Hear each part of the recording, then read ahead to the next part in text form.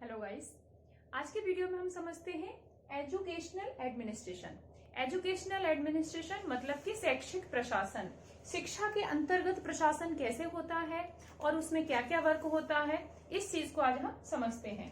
तो जैसा कि यहाँ लिखा है एजुकेशनल एडमिनिस्ट्रेशन मतलब कि शैक्षिक प्रशासन।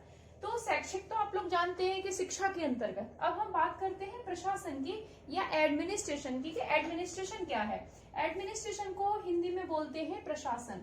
प्रशासन जो है इसमें दो भाव आ जाते हैं प्रशासन के अंतर्गत, सेवा एवं शासन।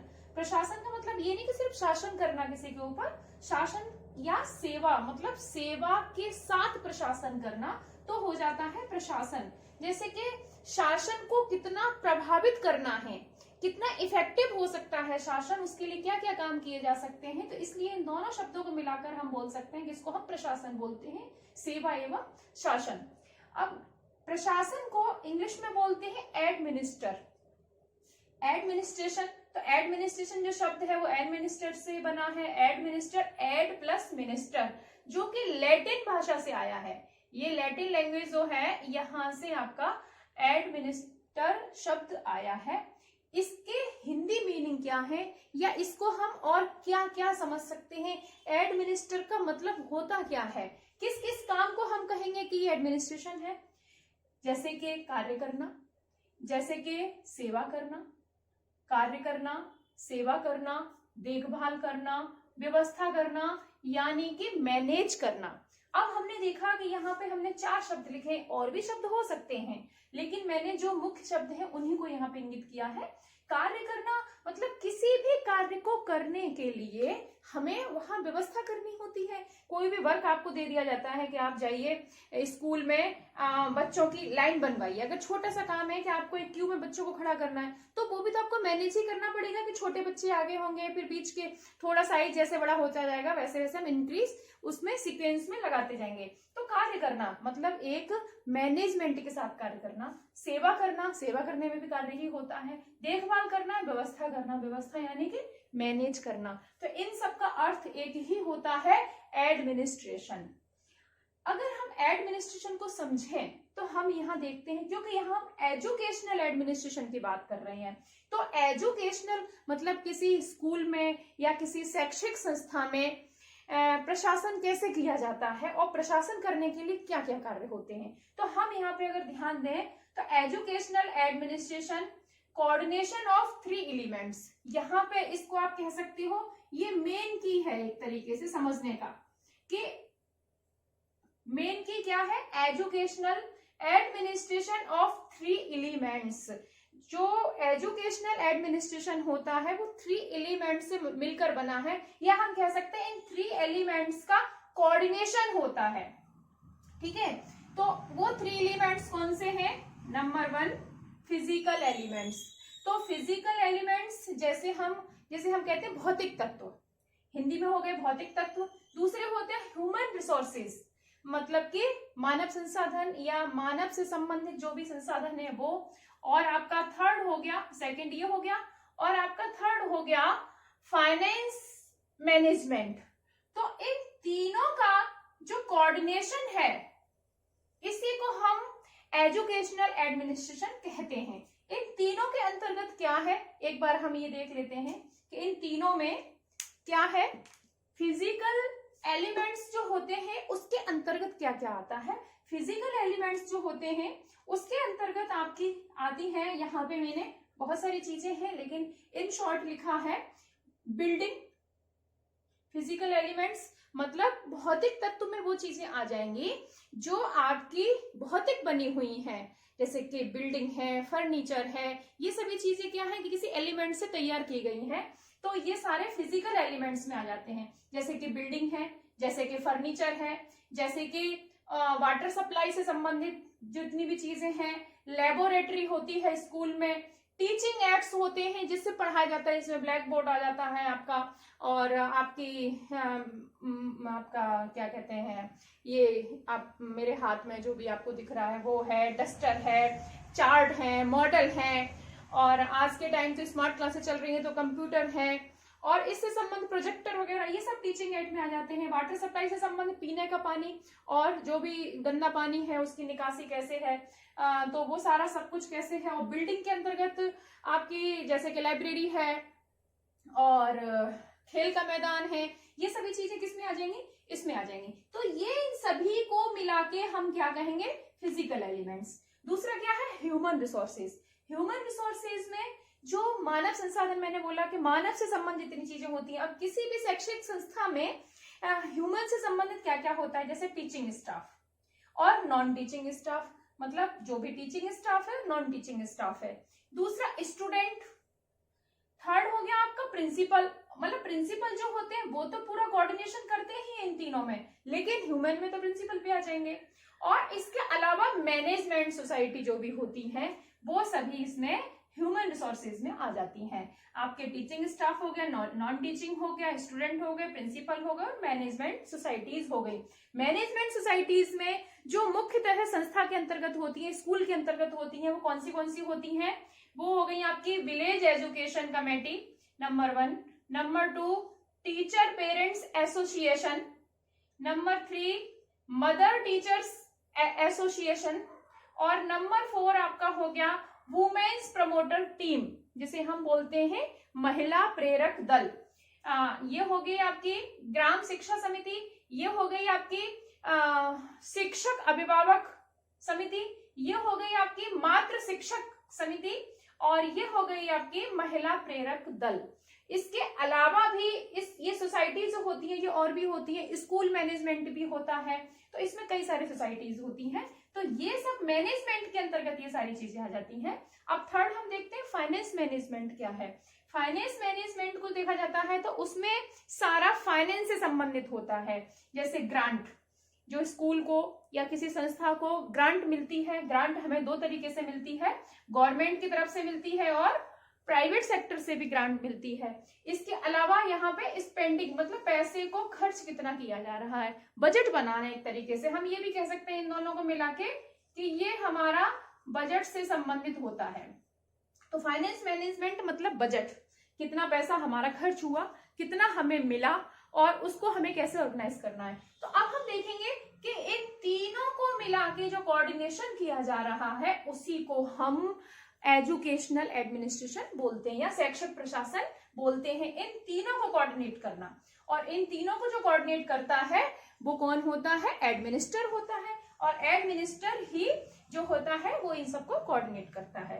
अब हम ये देखें कि जो शैक्षिक प्रशासन है इसमें क्या काम किया जाता है, तो हम पहले तो इसकी प्रोसेस समझ लेते हैं, प्रोसेस के बाद में आगे का समझाती हूँ। अगर हम कहें कि एजुकेशनल एडमिनिस्ट्रेशन का प्रोसेस क्या है, किस तरीके से वर्क होता है, तो हम समझेंगे सबसे पहले उसमें प्लानिंग होती है। कोई भी आप स्कूल में चला रहे हो या आप बहुत बड़ी शैक्षिक संस्था चला रहे हो, यूनिवर्सिटी चला रहे हो, या शिक्षा मंत्रालय भी हमारा सबसे बड़ा चल रहा है हमारे देश में, तो किसी भी, क्योंकि हम एजुकेशनल की ही बात करेंगे, तो एजुकेशनल में कोई भी संस्था अगर चल रही है तो हम एक नीति निर्धारित करते हैं सबसे पहले, मतलब प्लानिंग करते हैं। प्लानिंग किस लिए करते हैं, उस संस्था की प्रोग्रेस के लिए, उसके जो हमने लक्ष्य बनाए हैं, जो हमारा गोल है कि हमें इसके द्वारा ये काम करना है, तो उसके लिए सबसे पहले हमें कोई पॉलिसी तैयार करनी पड़ेगी। तो सबसे पहली हो गई नीति निर्धारित करना, और नीति किस लिए, मतलब पॉलिसी बनाना। पॉलिसी किस लिए बनेगी, उसके प्रोग्रेस के लिए, जो भी संस्था में हम हैं, जिसका भी हम काम कर रहे हैं उसके प्रोग्रेस के लिए पॉलिसी बनेगी। पॉलिसी के बाद उसको प्रोसेस में लाया जाएगा।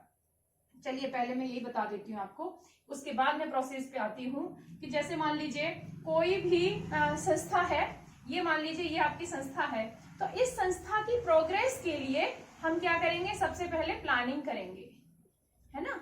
मतलब प्लानिंग क्या करेंगे, पॉलिसी बनाएंगे। कोई भी आपने पॉलिसी बना ली, अब इस पॉलिसी बनाने के बाद उसको आगे प्रोसेस में आप लाने के लिए क्या करेंगे, उसको आगे प्रोसेस में लाने के लिए आप उसे एक्टिव करेंगे, मतलब उस पॉलिसी को एक्शन में लाएंगे। तो यहाँ पे क्या काम शुरू हुआ, यहाँ पे आपका एक्शन शुरू हो गया। ये पॉलिसी मेकिंग हुई, उसके बाद एक्शन में आई, और एक्शन के बाद फिर थर्ड काम कौन सा होगा कि उसको इवेल्यूट करेंगे कि जो हमने पॉलिसी बनाई थी उसको हमने एक्टिव भी कर दिया, अब वो कितनी सही काम कर रही है, क्या हमने जो सोचा था उसी के अकॉर्डिंग काम हो रहा है, क्या जो हमारा गोल था वो हमारा पूरा हुआ या नहीं हुआ। तो ये 3 चीजें होती हैं मेन इसके लिए, जो किसके लिए, एडमिनिस्ट्रेशन मतलब शैक्षिक एडमिनिस्ट्रेशन के लिए मुख्य 3 चीजें होती हैं जिस पर आधारित है ये पूरा। अब इसका हम प्रोसेस समझ लेते हैं कि प्रोसेस इसका कैसे होता है। इसका प्रोसेस होता है, मैं इसको हटा देती हूँ पहले। इसका जो प्रोसेस होता है वो है आपका सबसे पहले प्लानिंग। मैंने आपको समझाया 3 चीजें, मेन 3 चीजों को पूरा करने के लिए हमें क्या क्या करना पड़ता है। सबसे पहले प्लानिंग करनी पड़ती है, प्लानिंग के बाद ऑर्गेनाइजेशन करना पड़ता है, मतलब ऑर्गेनाइज करना पड़ता है, उसको संगठित करना पड़ता है। प्लानिंग में हमने कर लिया, मान लीजिए किसी स्कूल में हमारा है कि अब इस साल हमें एडमिशन ज्यादा से ज्यादा चाहिए, मान लीजिए किसी स्कूल में एडमिशन कम होते हैं या वहां पे किसी और तरीके की समस्या आ रही है, बच्चों के साथ कोई समस्या है, तो मैं यहाँ पे एडमिशन की बात ले लेती हूँ। मान लीजिए हमें बच्चों का एडमिशन कराना है तो हमारी 100% सीट नहीं भर पाती है, तो हम पहले प्लानिंग करेंगे कि हमें क्या क्या करना है। हम सबसे मीटिंग करेंगे और मीटिंग के बाद हमारी एक पॉलिसी तैयार होगी कि सबको क्या काम करना है, कितना विज्ञापन देना है, कितने टीचर्स को क्या काम करना है, नॉन टीचिंग से हमें क्या काम करना है। तो हमने यह पॉलिसी तैयार की। अब उसको क्या ऑर्गेनाइज करना, मतलब हमें किस किस में डिस्ट्रीब्यूट करना है, तो सभी संगठन में उसको पहुंचा देना कि कैसे इस काम को करना है। उसके बाद ऑर्डर निकलेगा, मतलब ऑर्डर का यहाँ पे 2 मतलब हो गए, ऑर्गेनाइज करना, एक तो ऑर्डर करना और दूसरा हो गया सीक्वेंस में लगाना। मतलब जो भी काम हमने किए हैं, जो काम हमने सोचे हैं, प्लानिंग की है, उसको एक सीक्वेंस के द्वारा करना है कि पहले स्टेप क्या होगी, पहले क्या काम करना है, फिर उसके आगे स्टेप क्या होगी, उसके आगे स्टेप क्या होगी। तो ये ऑर्डर में लाना। ऑर्डर के बाद उसको कंट्रोल करना, जो भी हमने ऑर्गेनाइज किया, प्लानिंग की, ऑर्गेनाइज की, ऑर्डर किया, उसको कंट्रोल में लाना है। ऐसा नहीं है कि सब लोग अपने अपने मन का काम कर रहे हैं, या हमने मान लीजिए एक वो रखा, एक गोल रखा कि 1 महीने में हम अपने टीचर से इतना काम लेंगे, और टीचर्स ने 1 महीना ना लगा के 1.5 महीना लगा दिया, 2 महीना लगा दिया, तो क्या है, कंट्रोल करना है यहाँ पे। मतलब एक टारगेट बना देना कि इतने दिन में आपको इतना काम करना है, कंट्रोल हो गया। उसके बाद है कोऑर्डिनेशन बिठाना, मतलब इन सभी कामों में कोऑर्डिनेशन बिठाना, उसके बाद प्लानिंग करना। तो ये हमने समझा कि प्रोसेस कैसे होता है, नंबर 1, 2, 3 एंड 4, और उसके बाद ये हो गया आपका 5। तो 5 स्टेप हो गई हमारी प्रोसेस में। आप इसको देखिए, हर उसकी समझने के लिए आप क्या है, की बना सकते हैं। आप क्या करेंगे, P, ऑर्गेनाइजेशन O, उसके बाद ऑर्डर, उसके बाद कंट्रोल, और उसके बाद कोऑर्डिनेशन। तो आप ये इसकी की बना सकते हो प्रोसेस की, POOCC, ऐसे भी आप याद कर सकते हो। इससे आपको याद आ जाएगा, पहले प्लानिंग होती है, ऑर्गेनाइजेशन होता है, उसका ऑर्डर होता है, फिर कंट्रोल होता है, फिर कोऑर्डिनेशन होता है। तो ये हमारी इसकी की बन गई। अब हम ये बात करते हैं कि एडमिनिस्ट्रेशन की नीड क्या है, आवश्यकता क्यों है, क्यों बनाई जाती है।